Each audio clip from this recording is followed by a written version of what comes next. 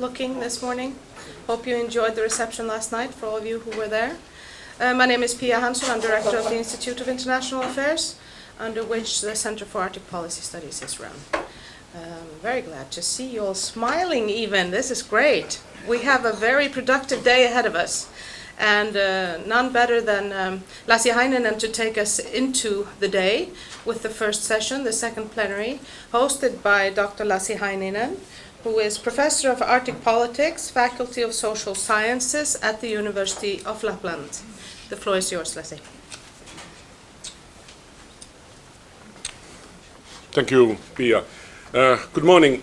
It's my pleasure to start this day and chair the first two panels in this morning.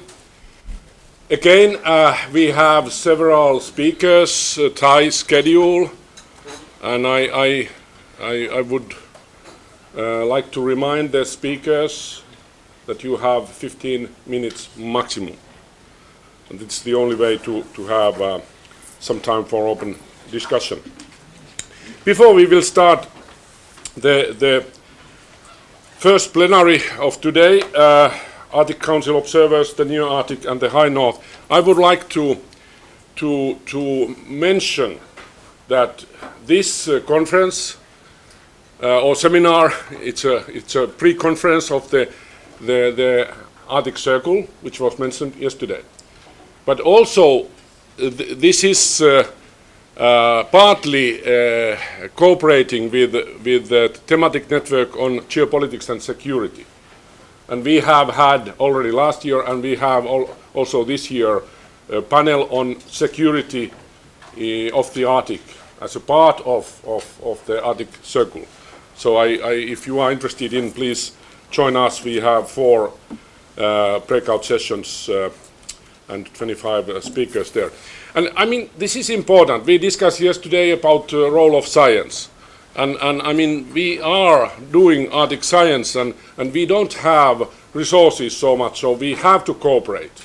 We have to try to find synergy whenever it's possible. And I think this is an example of implementing synergy. So now let's start the first plenary today. As I said, we have 5 speakers. I will introduce them just before each presentation. And then after all the presentations, I will invite all the speakers here. And then we will have a short open discussion. We will start by the presentation on the Arctic policy of the European Union. And we have the ambassador of the delegation of the European Union to Iceland, Matthias Brinkmann. Please, the floor is yours.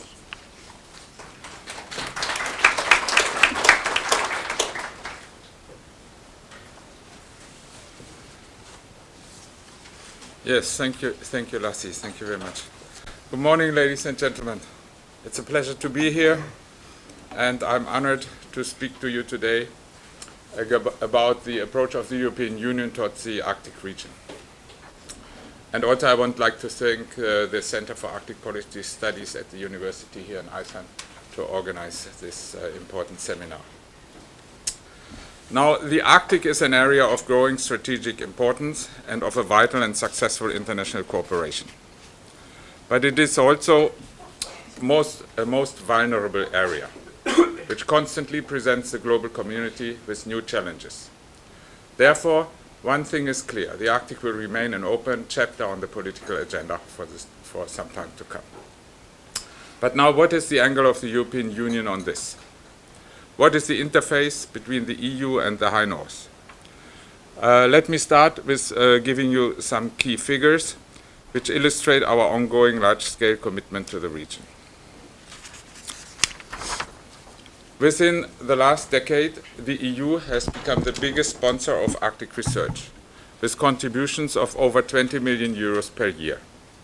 Our projects are filling critical knowledge gaps, like, for example, the impact of climate change and transboundary pollution on key economic sectors, natural resources, or the health of local populations. and as a part of its regional funding programs, the European Union has also put over 1 billion euros in the economic development of the region. I should say that all this funding is coming from the budget of the European Union as such, and that is of course in addition to what the EU member states themselves are funding for their own Arctic policies. Now, the Arctic policy of the Union has evolved over time and led to a more inclusive approach. Just in 2012, the High Representative, that is the representative for external affairs of the European Union, Cathy Ashton, and the Commission adopted a reframed policy regarding the Arctic, which focuses on 3 key components: knowledge, responsibility, and engagement. So the first pillar is knowledge, and it sums up activities, all activities that are connected with polar research, support, and promotion. A very concrete example in this regard is the Horizon 2020 program of the European Union, which establishes and fosters ties between researchers from the EU and other countries. It brings together existing information sources in the best way of reassuring that policymakers are well informed and that growth and development may proceed in a sustainable and peaceful way. Now turning to responsibility, which is the second key component. The EU actively promotes sustainable management of Arctic resources as well as the development of environmentally friendly, low-risk technologies that could be used by the extractive industries and the shipping industry. But I think it is, of course, the accelerating climate change, which is by far the biggest danger for the Arctic. And that is our greatest challenge. Nowhere is global warming more visible than in the Arctic, in the high north. And this will have repercussions on the Arctic's environment, as well also in the longer run on the rest of the world. Also here, the European Union is aware of its responsibility. Not only are we on track to meet our second Kyoto target, that is reducing based on 1990 levels our greenhouse gas emissions by 20% until 2020, but just last week our heads of government reached an agreement on their energy target for 2030, and there they decided to reduce the greenhouse gas emissions by 40%. All this makes the European Union the world's leader and strongest proponent of greater efforts to fight climate change.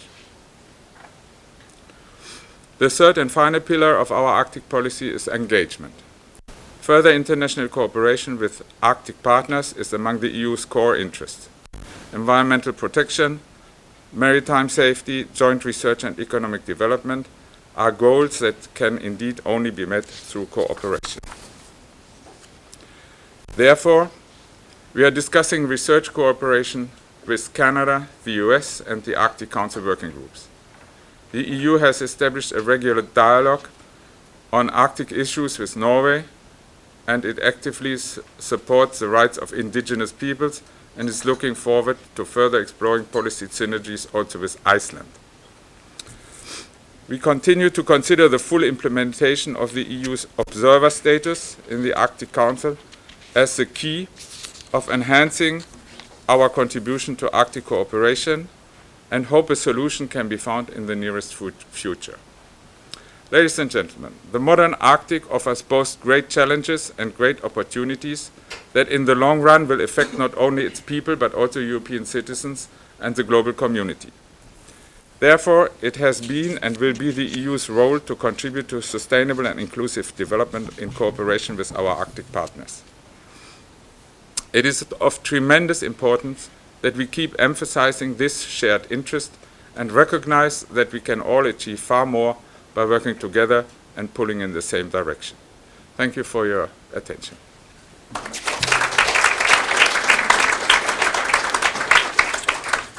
Thank you, Mr. Ambassador.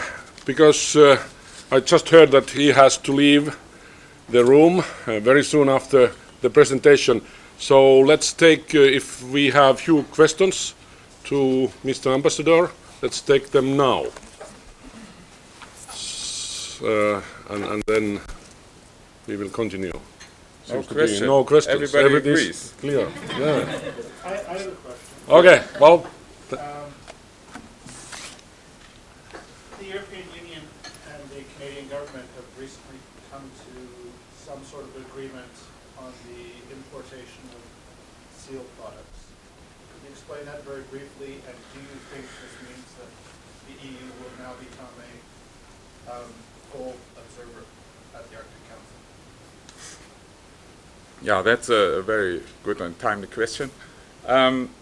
The EU has been there at the Arctic Council as an observer for a long time already, and currently is. So in practice, we participate as all other observers. But you know that the European Parliament some years ago decided to ban the seal products to be marketed in the European Union, of course, as a response to lobbying by Humane Society and other animal welfare groups and so on, and following a ban which has been in place for a long time already by the United States and Mexico. And but the European Parliament decided not an outright ban like the other countries did, but to put in there an exemption for Inuit-produced seal products. And we thought that was, or they thought it was a good idea to help these communities in their livelihood and so on. But the Inuits in Canada didn't think so. And I was in Canada before coming here, and we had long discussions with them on that. They said, there's this exemption, you can use it. If you certify your products, you have a monopoly for seal products on the European market. And with Greenland, we started this process. But the Inuits didn't want that. And they argued, no, it's not, that's not the main problem. And because we also asked them, why don't you have an issue with the ban of the United States or Mexico and so on.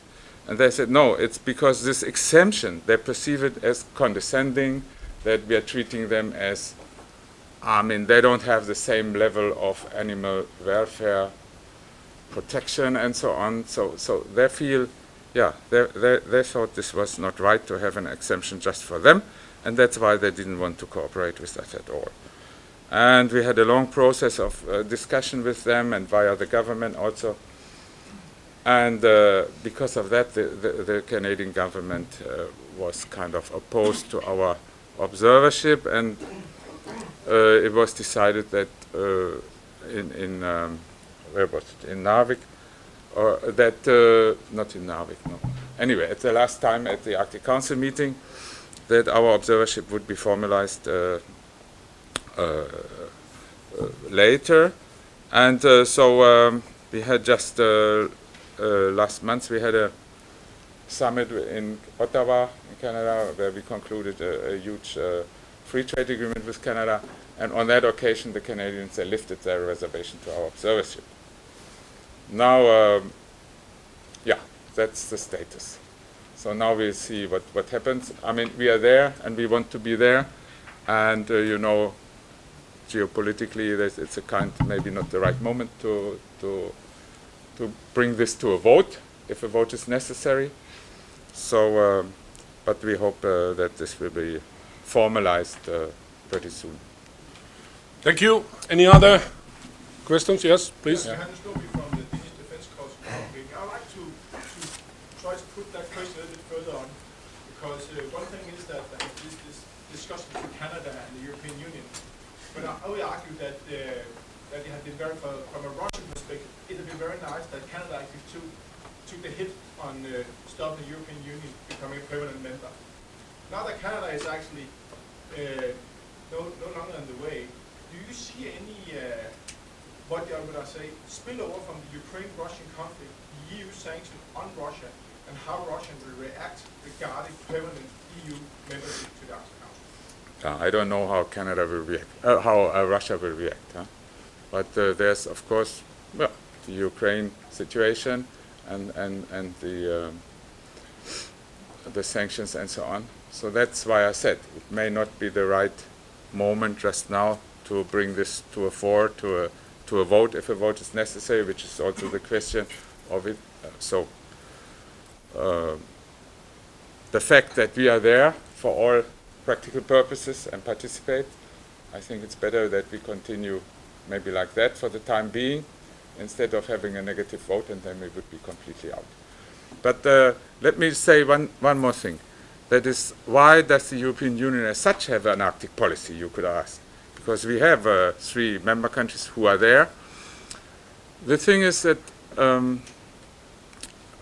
course, there's money, much more money than in member states, which we can put to research and all the things I mentioned. So that is a good thing. But also, we are 28 member states, and so the others, they have a say in there, and so I think it's a good thing that the European Union in itself has this Arctic policy, which is agreed by all member states, and then also it is important that the European Union is present in the Arctic Council, where Arctic matters are discussed, because our policy has big impact on what happens in the Arctic, and also is binding on the member states which are members of the Arctic Council. So therefore, it's I think in everybody's interest that the European Union is present as a permanent observer there. Thank you very much. Thank you, Mr. Ambassador.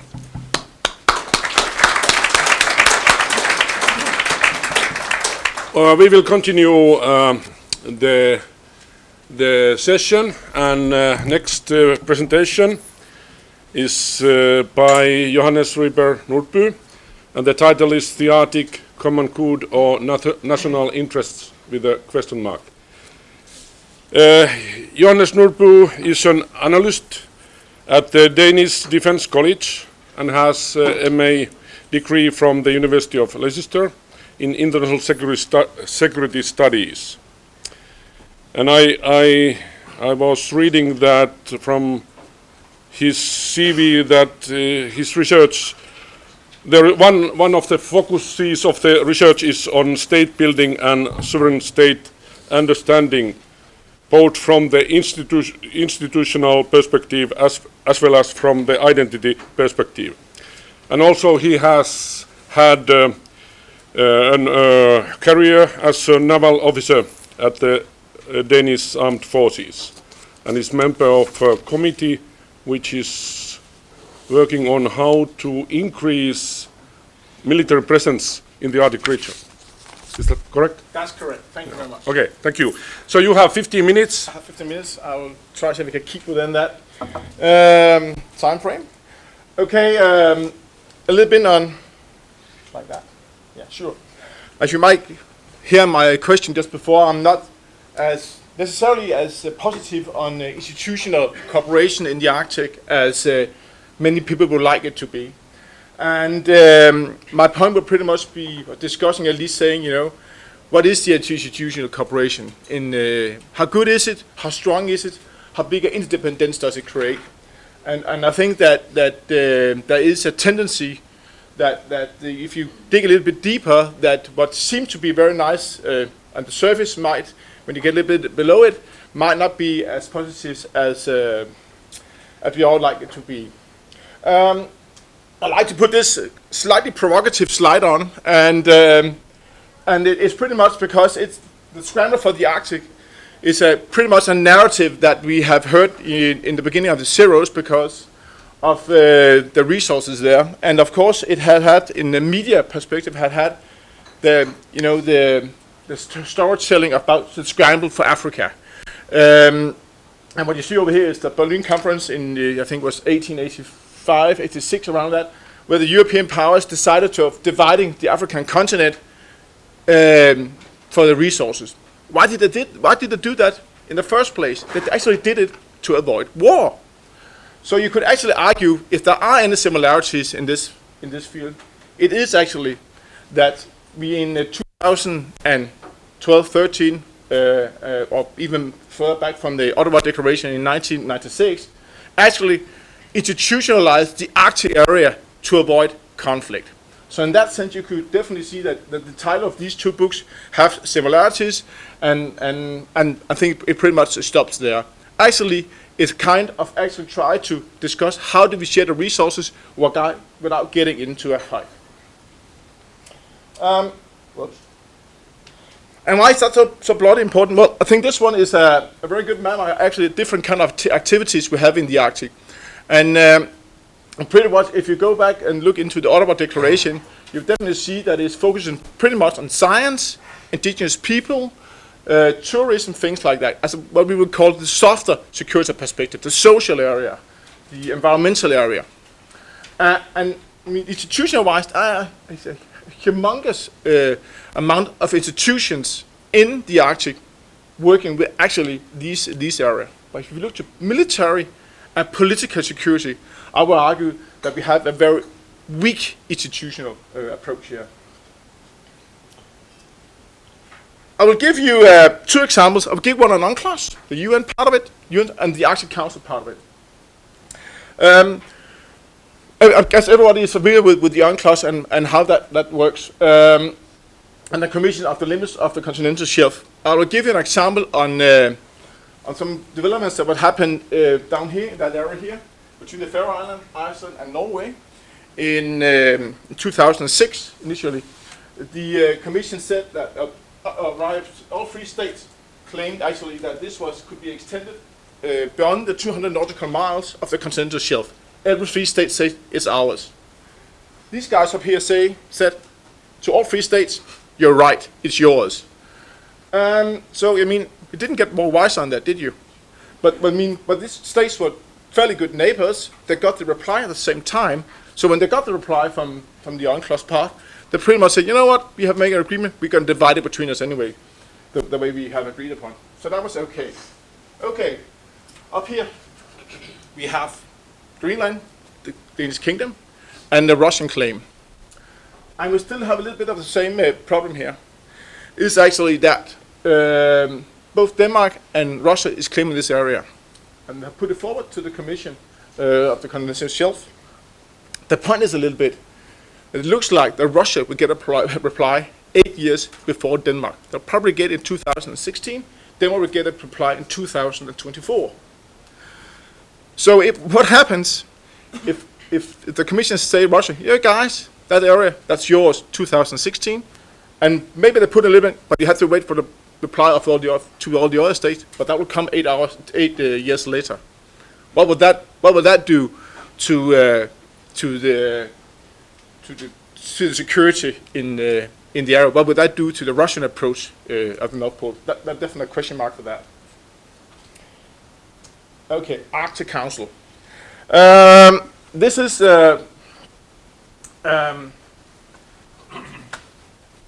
what is the purpose of Arctic Council, besides of what we already know from the Ottawa Declaration? My argument would be at any time that the most important thing about Arctic Council is that it has been a way to get international recognition of the Arctic states, and especially the coastal states' claims to the Arctic. It simply states that if you want to be an observer in this club here, you have to agree upon the sovereignty of the Arctic states and their claims of the Arctic state. So it's been a splendid way to make sure that any other state's claim to the area were disregarded. It was a club that excluded the rest of the world. And the best way to do that, of course, to admit them as observers, because if they become observers, they give legitimacy to the Council, and if the Council says the Arctic, especially the Polar Sea, belong to the Arctic 5 country, the 5 coastal states, well, then when becoming a observer, you agree upon that aim or those claims. So that has been a very good way, an easy way, a nice way for the coastal states actually to make sure that China, Germany, or whatever who wanted to have claims up to enough, that will not be honored. And the best way about it is actually to see how the Arctic 5 made the Illusia Declaration, the one who knows that from 2008, saying that, hey guys, you know what?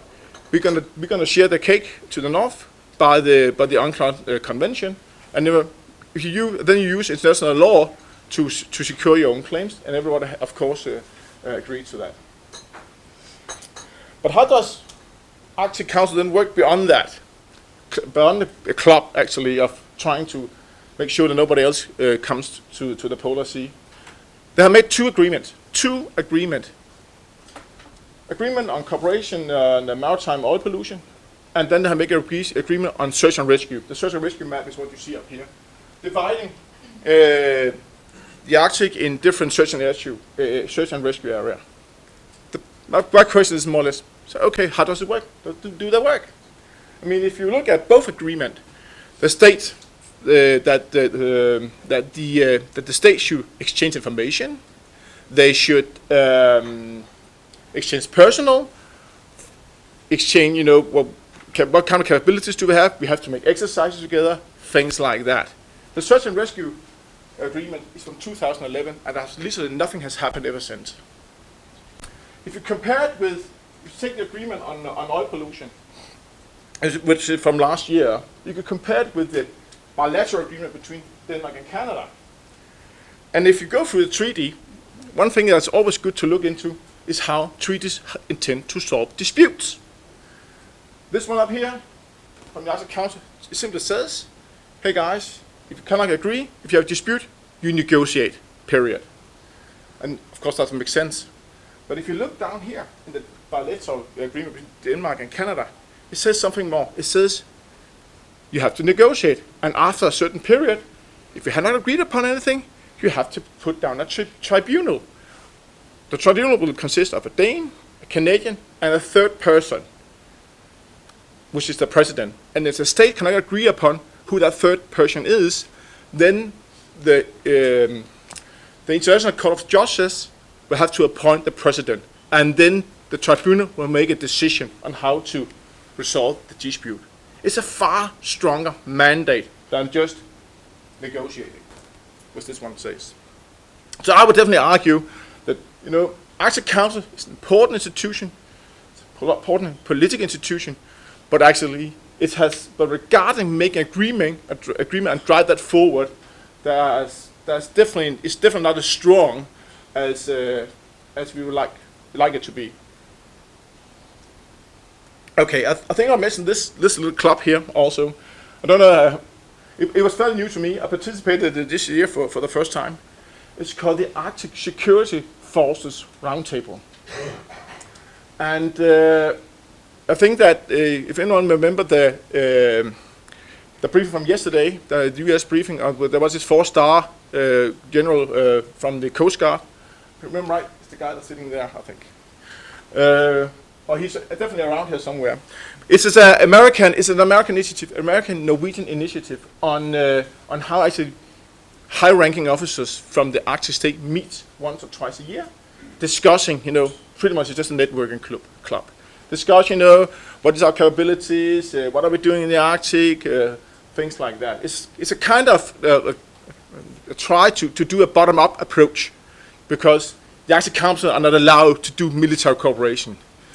So I mean, or security policy as such. So it's pretty much trying to, you know, to do it from the bottom. And actually, until this year, Russia was participating as well. They were not invited this year. I know that from the American and Norwegian host.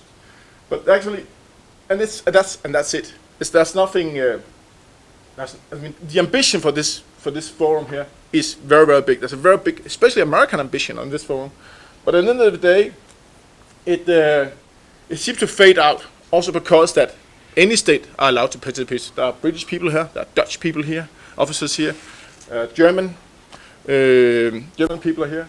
So I mean, it has a tendency to fade out. You know, everybody just brief. You know, what do we think about the Arctic, blah blah blah, and that most of it. And we're gonna meet again next year and pretty much do the same briefings. Have a nice dinner. Okay, so what does this mean? What is the Danish take on Arctic security? First of all, Denmark is definitely the weakest power in the Arctic. In any way you measure it. There has been the Lucia Declaration from 2008 was driven by Denmark, and it was pretty much, I mean, if you are the weakest power, the best way to make sure everything is okay is try to put an institution on top of it, and you actually can try to drive the security policy through that. But there is a recognition that we might have put all our chips in the wrong field here. So there is a slowly shift to understanding that the idealism or liberalism in the Arctic is not quite there yet, and there might be some kind of realism as well. We start to become less snowblind. Danish security policy has been extremely snowblind. Also, understanding that Arctic security is important for Denmark. And it's best seen that in that I was mentioning in our presentation, the white paper that comes up on military presence in this year, a working group that I'm a part of. And I had to hand into the PM office this year, actually how Denmark and the military forces can increase their presence around Greenland. So my small concluding remarks here on institution in the Arctic. There will definitely be more multilateral agreement, but within the soft security area, as we have seen already. But I still think there's a lack of institutionalizing political and military security. And I definitely think there will be a spillover from the Ukrainian conflict. Nobody from Ukraine, no one wants to say it, but I'll say it then. I'll be the coward. And it simply will, because for many reasons, but one of the reasons is simply that, for example, the European Union membership, permanent membership in the Arctic Council, will that depend on how European Union have acted towards Russia? I think it will.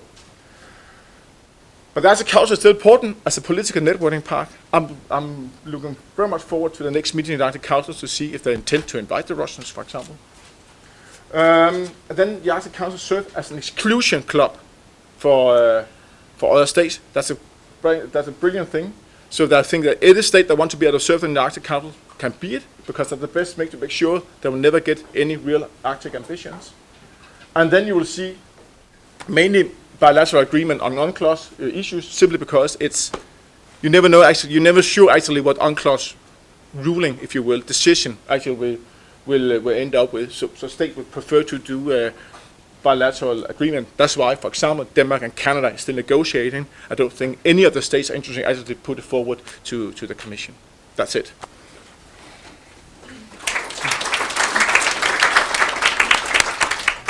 Thank you, Johannes. Next presentation, the title is New Voices of Old Observer States to the Arctic Council. And we have here Malgorzata Smiecek, researcher at the Arctic Center of the University of Lapland. She has a background in political science and European studies, and she is doing her PhD research focusing on the impact of the European Union on the Arctic through the EU's effect over Iceland, Norway and Greenland. Please, Margaret. Thank you very much. Can you hear me well? Yes.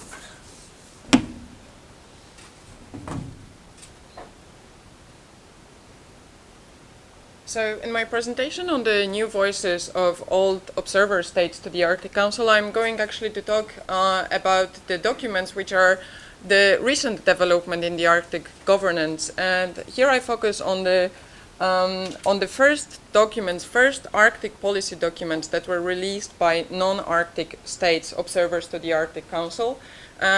Mostly I will focus on the United Kingdom and Germany, but also on France. But before going there, I would like to say a few words on the observers to the Arctic Council, just to set the background what we are talking about. Well, first of all is that the growing number of applications for the observer status can be seen, of course, as a clear indicator of growing significance also of the region itself. And the reason for this is that so far observer status is the only way of formal recognition and gaining access to Arctic modes of governance. This is what we have at the moment. However, if we look at the rules of procedures or the technicalities, what observer status is really about, in fact, what we see in the documents is that the role of observers is to observe works of the Arctic Council. And in this respect, they are primarily encouraged to engage at the level of working groups, not at the political level of the Arctic Council. Moreover, until 2011, until Nuuk ministerial meeting, that it was only then that criteria for observers, for admission of new observers, were agreed among the Arctic states. And the Arctic states there decided that observers, we've heard about the Arctic House rules, but that they should respect, of course, sovereignty of Arctic states, their jurisdiction there in the region, that they should respect values of indigenous populations, that they should also demonstrate their ability and expertise to contribute to works of the Arctic Council. And what is important with this is also that the rules for admission of observers, they may be also used to evaluate the current observers, because what was also decided and approved in Kiruna is that every 4 years, starting from 2017, we'll have the observers will have to reapply, so in a way, or express their interest in continuation with the status, and once again, more Arctic states will have to approve it. And for this, we should remember that this all happens by consensus among the countries.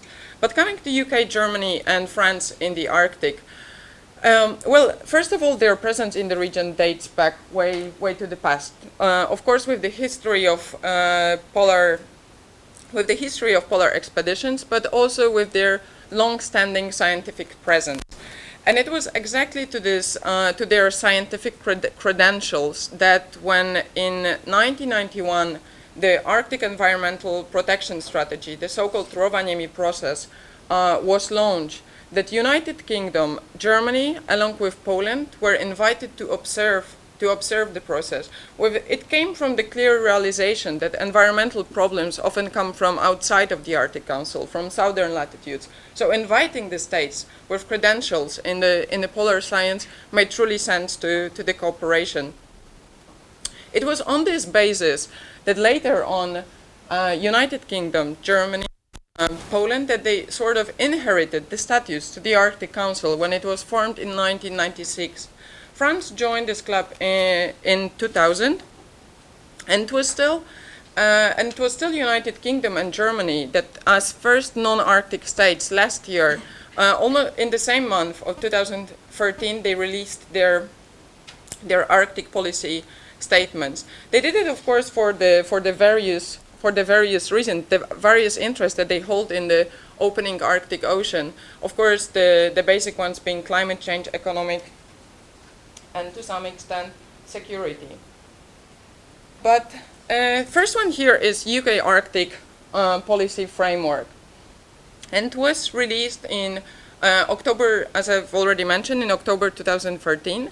And this is the white paper. So this is the document that presents the UK government position towards the Arctic. It intends to serve as a platform from which United Kingdom informs mostly Arctic states in their approach on the British approach to the region.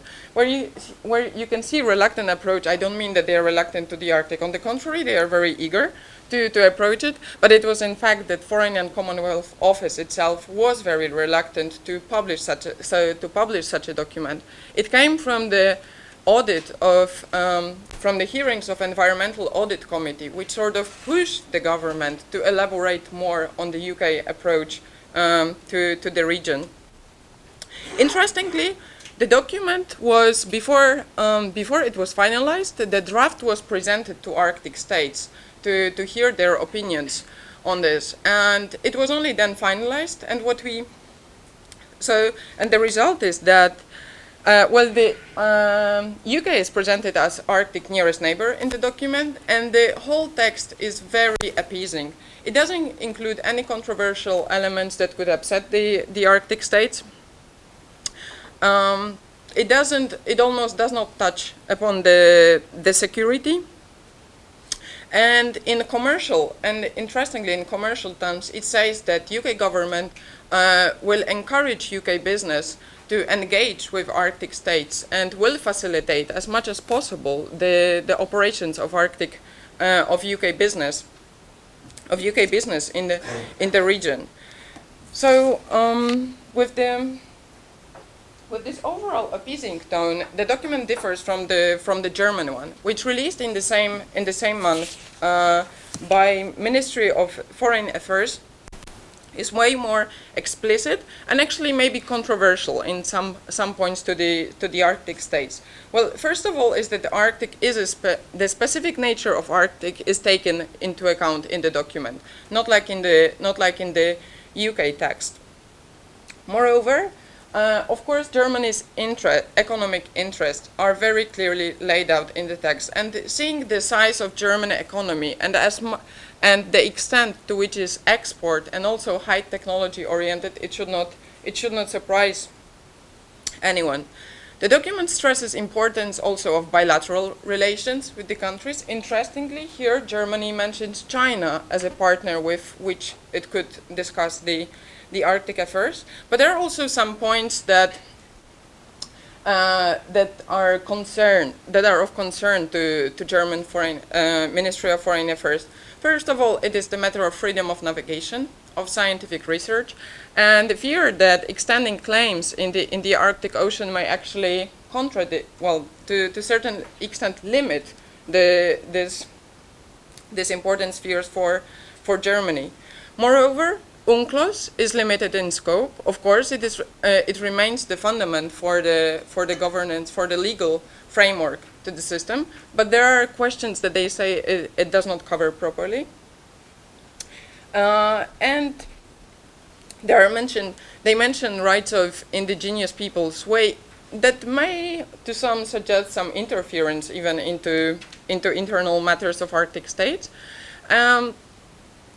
And with the two last points, they support actively the EU Arctic policy, and also they would like to see the status of the observers strengthened in the Arctic Council.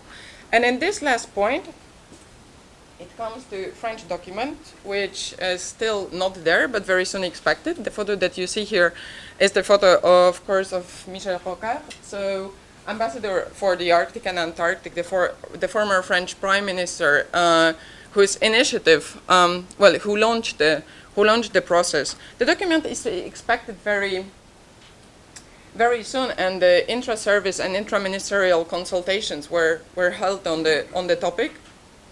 The Senate also engaged in the process, and in July this year published quite an extensive report on the Arctic and interest not only of France but also of other actors in the region. Well, what we can expect from this document, because of course, as said, there is still not the text in the place, is that it will once again strengthen the EU voice. This is clearly what France intends to do.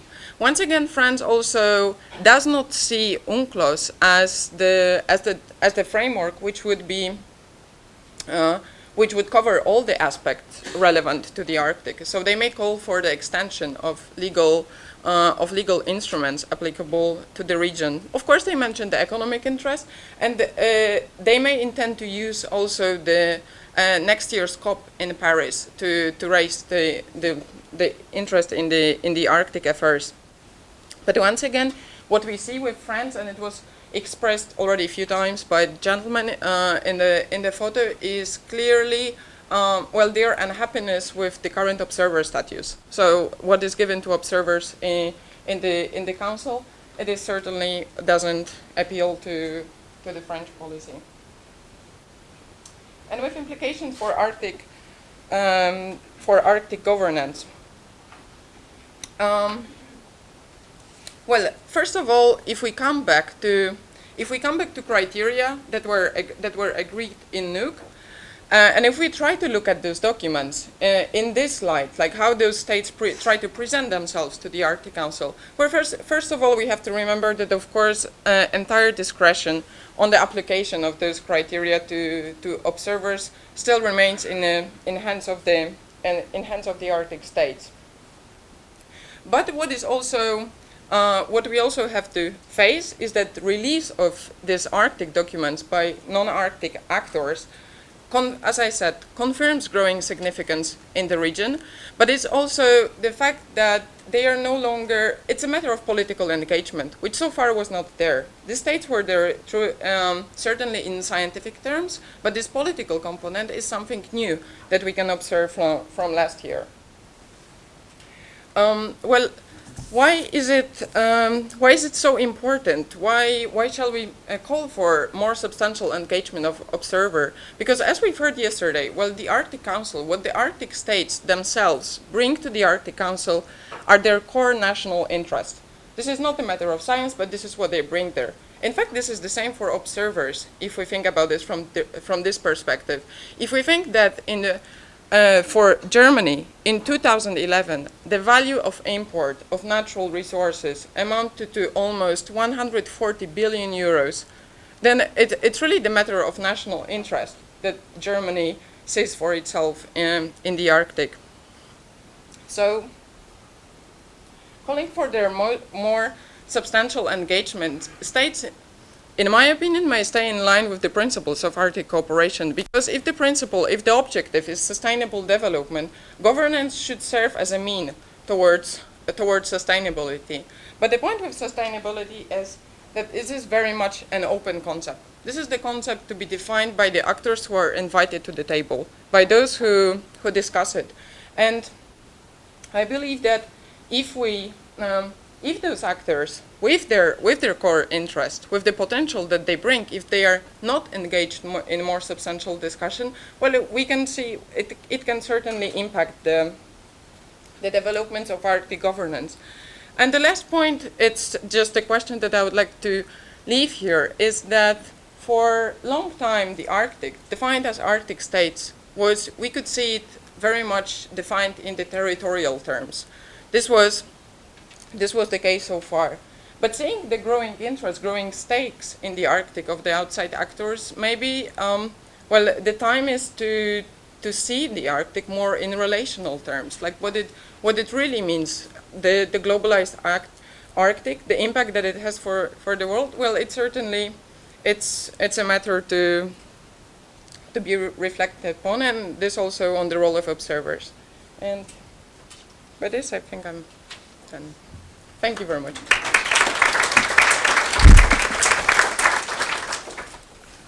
Thank you, Malgorzata. Next presentation is on the UK and the challenges of the High North.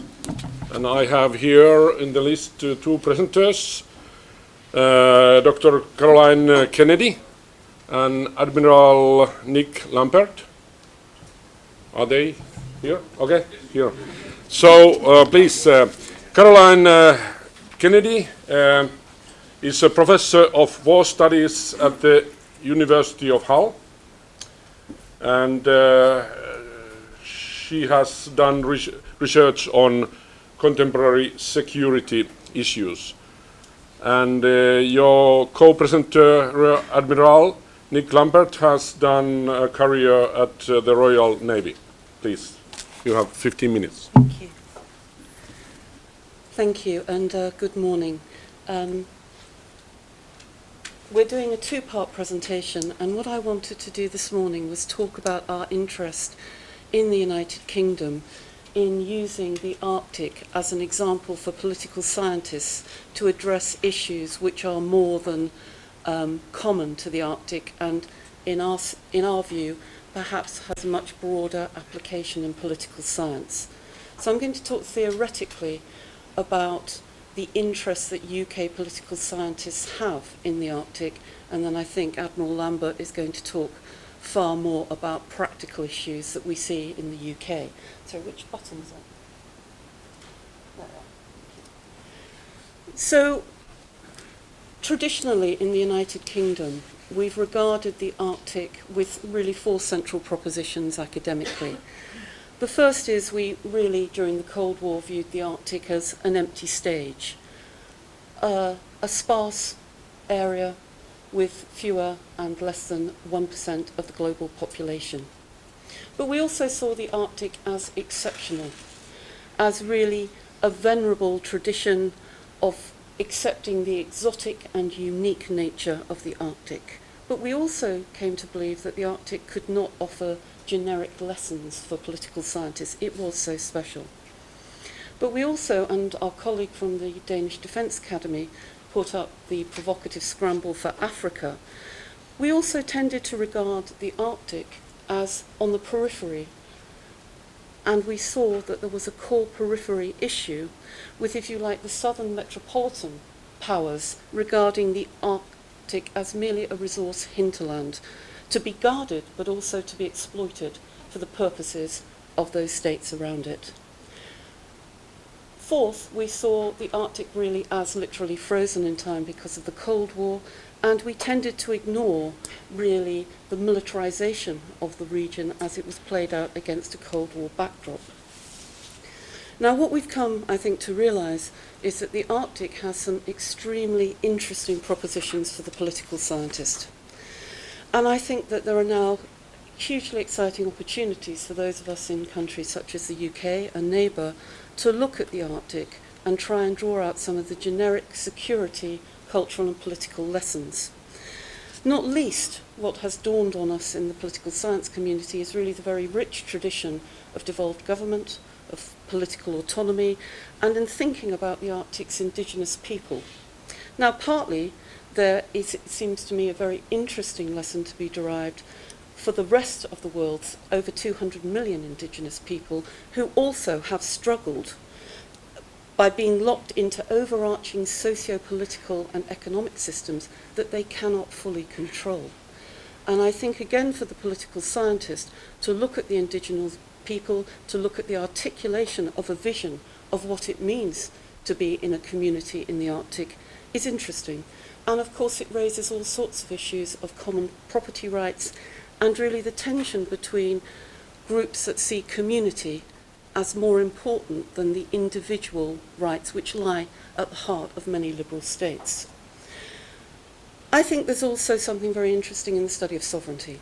What strikes an observer, literally an observer, perhaps not an appeaser, but an observer, is how interesting it is to look at really the rise of what I would see as nationalism in some of the great powers in the Arctic. Again, our colleague from the Danish Defence Academy, I think quite rightly, pointed out that Russia has made a number of interesting moves in terms of exercising its undisputed sovereignty, but that will bring tensions, and Ukraine will have an impact, strange as it may seem, with the movement, for example, of Ukrainian refugees only this week up to Murmansk. It is very interesting that the Russians claim there is no space for the Russian-Ukrainian refugees at the holding stations, but there's room further north. It seems to me that Russian nationalism is becoming an issue and a problem that will have much broader repercussions. I think that that raises another interesting point for the political scientist. It is intriguing to see how the actors in the Arctic from different political and socio-economic contexts are pursuing their interests. And for the political science, it will be very interesting to see whether diplomacy and negotiation actually win out over more traditional realist forms of governance. And here again, I would point to, I think, the challenge of dealing with a Russia which thus far has made it very clear that it will extend its jurisdiction, not just in places like Ukraine, not just in the Baltics, but much further north. I think what's also interesting is the Arctic offers us, as political scientists and observers, a real-life experiment in how far international cooperation can trump antagonism and continued great power rivalry. What are the limits of international cooperation?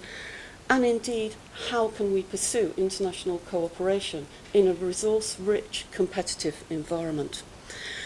Now, to my way of thinking, in the UK, We're extremely interested in great power politics in the north. We do see ourselves as a neighbour, but we are also one of the countries that will, like so many other, I'm thinking of Bangladesh, colleagues here from Singapore, that as the ice diminishes, to use the phrase that became popular recently, the UK's weather will suffer. We know this. Winters will be harsher. It's not so much, and the Admiral, who was our national hydrographer, can talk about this, that the oceans will rise, but we have been seeing different types of weather patterns. So it seems to me, I'm going to hand over to Nick now, that the Arctic is of great interest to social scientists, to politicians, but also to students of security studies, because security doesn't necessarily mean military hardware. It can also mean the soft security apparatus which will change our climates and the way we live. So thank you.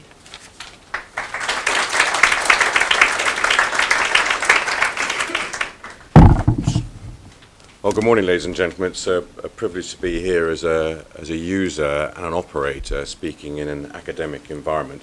And I hasten to point out that the submarine wasn't found by me. It was found by my academic colleagues for the reasons that Caroline explained. My background is very much an operator, a master mariner. I've operated in the Antarctic and the Arctic. And I think there's a fascinating comparison to be conducted between the two polar regions. As you can see, the Antarctic's on the bottom of the world. And that was a joke. It is a fantastic story of international cooperation. A treaty region, a demilitarized region. There is no allowance for any form of exploitation or economic development, and it's very much there as a preserve for scientific endeavor and preserving a unique environment for humankind. Quite a different story to the Arctic, of course, which is a sea, and it's a sea that's opening up. And therefore, listening to this fascinating debate that's taken place certainly yesterday, and seeing how the Arctic Council is forming, seeing how the politics are forming around this pristine environment that is the Arctic, indicates to me, certainly as a user, that the challenge that faces the Arctic is much, much greater than that of the Antarctic. I think that there is a very, very tenuous environment up there which could quite quickly be seriously damaged. Humankind does not have a good record of maintaining the global oceans.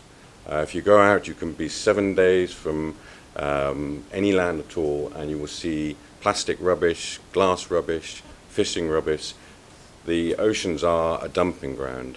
We have not been good at preserving our oceans, and yet they are very much the basis of our future survival on the planet. The Global Oceans Commission report, which was published in the summer, in June-July time, a very impressive paper, in my opinion, identifies 5 drivers of decline. And I think they're worth bearing in mind as we go into this era of exploiting the Arctic Sea, because it is a sea, at the same time as preserving its environment. Those drivers of decline are pretty obvious, really. They're a rising demand for resources by human beings. We want more we want more energy, we want more living marine resources.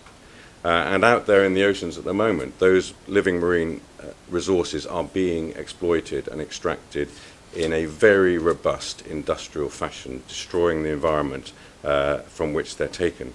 And that's enabled by technological advances, which is one of the other drivers of decline, where so much can be achieved in much, much deeper waters and much, much more difficult operating conditions.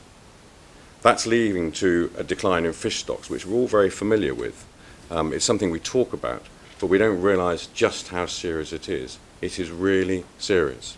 And when you go into these new seas, you are taking out living marine resources, some of which take 150 years in terms of their life cycle. So once they're gone, they're gone. And the damage that's done is there forever. Climate change has been spoken a lot, biodiversity and habitat loss, all drivers of the decline of our oceans. And then the final one is a human driver, which is weak high seas governance.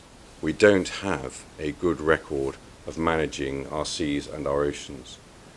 So my question, and I'll leave it as a question, is there a danger that we will take these drivers of decline into this new Arctic Sea as it opens up? Thank you very much indeed.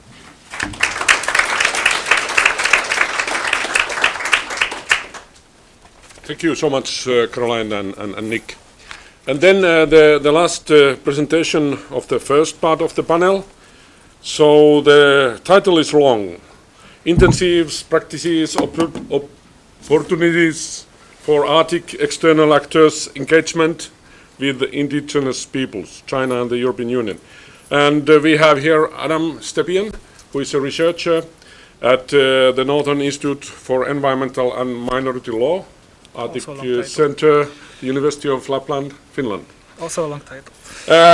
So Adam is a political scientist and doing his PhD on issues where he is connecting issues. I mean, development studies, role of knowledge and identity, and then indigenous peoples and Arctic governance. Adam, please. Everything, yeah. But I will be perhaps talking today. I need to have access to that. I'm another North Pole. We had a couple of those, and we will have one more next session from Arctic Center. And how I will approach this topic, which is basically about the third Arctic house rule mentioned yesterday by President Grímsson, which is interaction between the newcomers and the indigenous population in the Arctic. How I will try to do it is first to ask why there is a need for engagement between Arctic indigenous groups and these new observers, these major powers, and I'm focusing here on China and in EU, asking what is approach of these players to the Arctic indigenous peoples. Is there already some engagement taking place? Because we don't know much about Chinese, we don't really have much of Chinese statements and declaration of what they really want to do in the Arctic. I will look at China's approach to indigenous peoples globally, and I will finish with some expectations for the future. This is a part of a bigger project that we are doing on comparing legal and political stances of China and Finland and the EU regarding either the Arctic or, in cases where we don't really have statements of the actors, international stances of relevance for the Arctic. This is a project with Wuhan University, and there's a book coming out next year, and the chair of the session is also one of the authors in this particular publication. Okay, so why there is need for engagement? We heard today already about NUC observer roles. A couple of them refer directly to indigenous peoples or permanent participants. I will not go through this because I think most of you are well aware of NUC observer roles. One is about respect for values, culture, and traditions of Arctic indigenous peoples. The other one, probably a more difficult one for the observers, is that they need to demonstrate political willingness as well as financial ability to contribute to the work of permanent participants, as well as to support them in international decision-making context. Apart from this NUC observer roles, also support of permanent participants for what observers are doing in the Arctic Council is relevant in a practical way. If you want to do a project, you submit the proposal through a permanent participant or an Arctic state. If you want to get your project adopted and you want to push it forward, it's best to have support of as many permanent participants as you can. You can also look at this from the other perspective, why indigenous groups should be interested in this engagement. The first thing is that these huge actors like EU, like China, have a major environmental and economic footprint on the region. Whether we talk about climate change, persistent organic pollutants, resource extraction. Those are the actors that actually shape demand for Arctic resources. We can also talk about companies' presence and investments of these big actors, especially when you think about China, where a lot of companies are state-owned companies. An example we all are familiar with is the Isua mine project by London Mining. They are looking for Chinese investors. They are thinking of getting a couple of thousand, it's probably overblown, but a couple of thousand Chinese workers for the construction phase of the mine.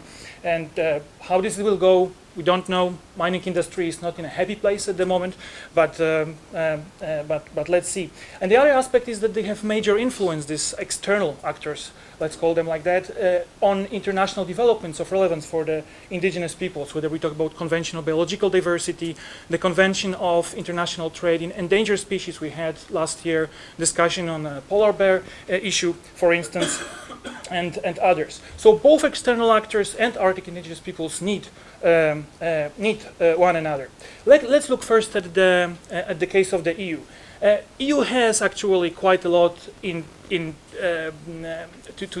do with Arctic indigenous peoples, because it has a Sami population within its territory, and it has a lot of programs that have some effect on indigenous peoples in, let's call it European Arctic. But of course, the EU sail ban was the reason why EU started to think more about what to do with indigenous people in the Arctic, and that started already before 2009 with earlier discussion, and it coincided with EU Arctic policy making and also Arctic Council application. Now it seems it's being resolved. How it's being resolved, maybe I can answer Michael's question in a way, is that the EU will, they put together a joint statement which will be an attachment to the Canada EU agreement, which basically says that EU will support Canada in putting up a labeling system, as well as promote the traditional, the seal products coming from traditional hunt in the European market in some ways. And I would say that this was, for the EU, the whole thing was a bit of a blessing in disguise regarding their relationship with indigenous peoples, because of this one reason, the EU was forced to really engage with Arctic indigenous peoples, to really make an effort. And how this is visible is first through EU's Arctic documents. We have a lot of discussion, we have a lot of talk about doing things in unison with Arctic population. There's a lot of space given to marine mammals, for example, in the Arctic policy documents, as well as from 2008 communication all the way through 2012, 2014 documents. We see focus on engagement and dialogue with indigenous peoples, and there's actually a practical side of this. They have actually started a process which is called Arctic Dialogues. The first one was 2010, then 2013, 2014, just 2 weeks ago actually in Brussels, where what they are trying to do is to kind of meet with representatives of Arctic indigenous peoples. They gave it quite high profile. In 2013, it was the Commissioner for Fisheries opening the meeting. And I think the participants, when I was talking with them, they were quite happy with the fact that this kind of meetings take place. However, they had some shortcomings. You can see me in the back not being super happy with the with how this format, and it's not because of Lars Miguel's presentation. It was actually a really good presentation, but because you had a new set of people every time. You had kind of the same things being discussed, and kind of having this kind of let's introduce one another and tell what EU is doing in the Arctic. But this is slowly changing with 2013, 2014 dialogues. They seem to be more kind of continuous, more let's say stable in terms of participation. There's also more focus in what they are talking, and more discussion, not only presentation after presentation. And one of the big issues that they are dealing with is maybe to come up with some sort of permanent indigenous or Sami presence in Brussels. And 2 weeks ago, Sami Council actually proposed a sort of a project for a couple of years, for a start, to establish an office of Sami parliaments and Sami Council in Brussels. Let's go a bit to the east and look at China. we know that one of the problems is that there's lack of Arctic-specific policy statements from Chinese side, and in those statements or speeches we heard about the Arctic, there's very little about indigenous peoples. One of the issues is that in all these statements, research in the Arctic and especially earth sciences are the focus. There's not so much on social sciences, on kind of humanities or human side of the Arctic, but actually there's a chance for quite interesting guidelines since actually many years. So there's a chance. You never know how it happens, how it develops. There's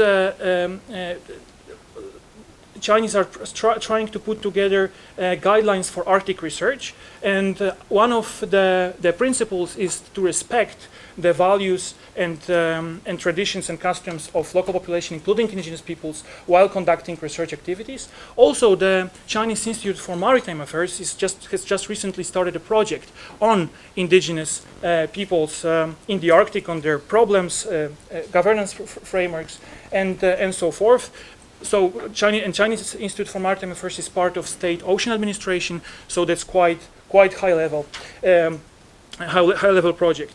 Then we have also some direct contacts, especially before Kiruna and during this process of applying after NUC observer rules. There were quite a lot of contacts with Indigenous Peoples Secretariat and with the Sami, especially the Nordic embassies, the Chinese embassies in Nordic countries were engaged in this. Interestingly, it's kind of uneven because when I contacted ICC, they told me that they had, which is, I would say, one of the most prominent indigenous organizations in the Arctic, they said that they had absolutely no contact with the Chinese.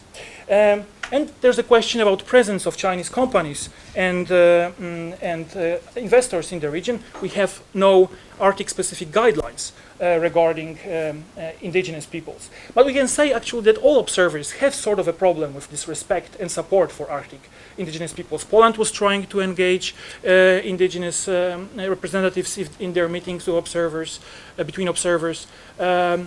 Singapore has done quite a lot of, I would say, engagement. They were visiting Arctic communities. They invited some indigenous leaders to Singapore to showcase how great Singapore is. But it's also the problem that the Indigenous Peoples Organization themselves, and actually I heard it from a couple of persons, they are not sure what to expect, how this support would look like. So, okay, we don't have Chinese statements regarding the Arctic, but we can actually look at the global context.